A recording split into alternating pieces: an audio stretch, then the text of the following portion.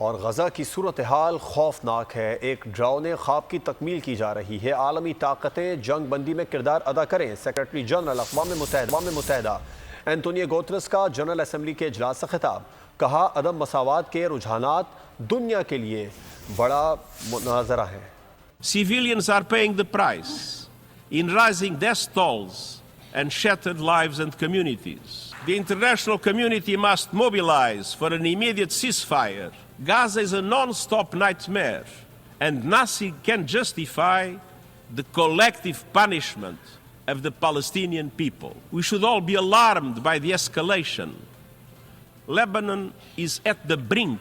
Cannot afford Lebanon to become another Gaza that threatens to take the entire region with it. We are moving to a multipolar world, but we are not yet there yet.